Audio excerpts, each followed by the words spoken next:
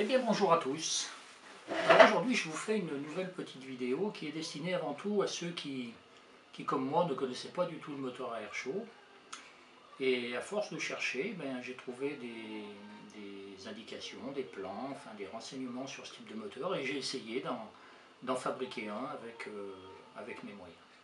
Alors pour ceux qui ne connaissent pas du tout ce type de moteur, je crois que c'est important, c'est de rappeler le principe. En fait, on va exploiter tout simplement les propriétés de l'air à changer de volume et de pression en fonction de sa température.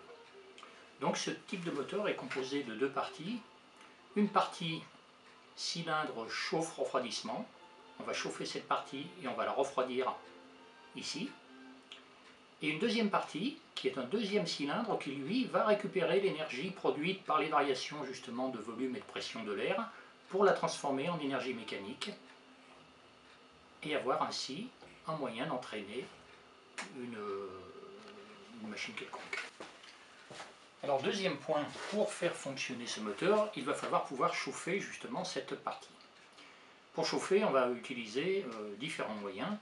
On peut utiliser le gaz, qui est une manière relativement pratique de le faire, mais on peut aussi utiliser de l'alcool à brûler. Là c'est le principe que moi j'ai adopté pour chauffer. J'ai fabriqué donc un petit réservoir à alcool tout simple. Là, il est constitué de deux parties, une partie réserve d'alcool donc, qui communique avec la partie brûleur. La partie brûleur, elle est faite avec une petite mèche latérale qui permet de chauffer la collerette du dessus du réservoir et la faire monter en température progressivement. Arrivé à une certaine température, le corps de chauffe va permettre d'enflammer tous les petits trous qu'il y a sur la périphérie et d'obtenir une surface de chauffe nettement plus intéressante. Donc là je suis au stade de l'amorçage, il faut environ 2 à 3 minutes avant que le brûleur ne soit effectivement opérationnel. Bien, il s'est donc écoulé environ 3 minutes depuis l'instant où j'ai allumé le brûleur. Maintenant on voit qu'on est en fonctionnement normal et on va pouvoir commencer à chauffer la partie du moteur.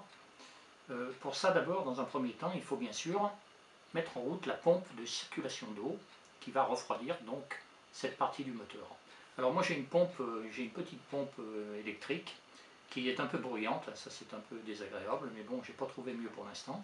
Donc je vais mettre la pompe en circulation et je vais commencer à chauffer la partie de chauffe du moteur. Je mets la pompe en marche.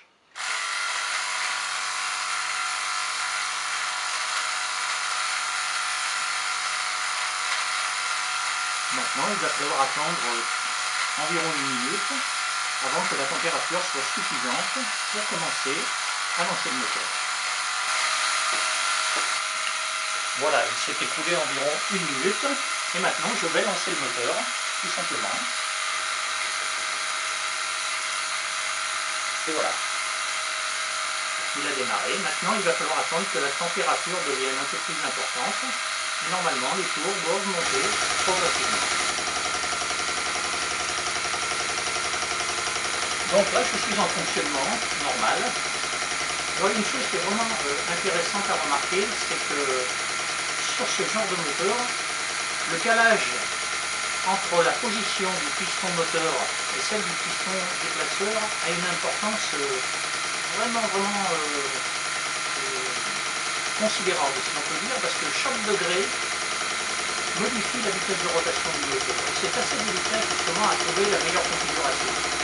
On remarque aussi une chose, c'est que la vitesse de rotation avec une chauffe constante n'est pas toujours constante. Alors ça, je ne l'explique pas vraiment, mais on a par moments des baisses de régime.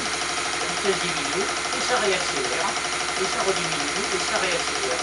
On n'a pas un régime vraiment constant, je n'ai pas la connaissance suffisante pour pouvoir l'expliquer, mais il y a sans doute une explication physique qui explique ce phénomène. Là on le voit très bien, le moteur ralentit.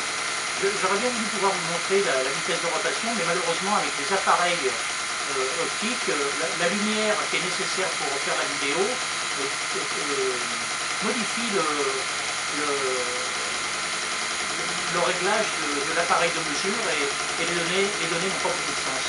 Et visuellement, on peut s'apercevoir qu'il y a des accélérations par moment et des décélérations. Voilà, c'est la constatation que j'ai pu faire jusqu'à maintenant. Autre constatation, la chauffe à l'air libre produit un meilleur fonctionnement qu'en mettant un foyer qui va permettre de condenser le volume de chauffe. Ça sans doute parce que le brûleur à alcool a besoin de beaucoup d'air venant de l'extérieur et un foyer ne fait que ralentir en fait la chauffe et l'efficacité. Voilà, vraiment ce moteur tourne très très bien. Là, vous voyez, on est aux environs, j'ai fait une mesure, on est aux environs de 600 tours minute. Et on varie entre 5 et 600 tours minute. Voilà ce que je peux vous montrer pour le moment. Et j'espère que pour ceux qui ne connaissaient pas les moteurs à air chaud, ça leur donnera un petit peu quelques indications. Mais vous voyez que c'est quelque chose de relativement simple à faire. Et c'est vraiment amusant. Là vous voyez, il monte en vitesse. Il monte en vitesse, pourtant je n'ai rien touché. Mais il a vraiment accéléré. Et la vitesse va recommencer à descendre progressivement pour à nouveau réaccélérer. Voilà, et bien à bientôt pour une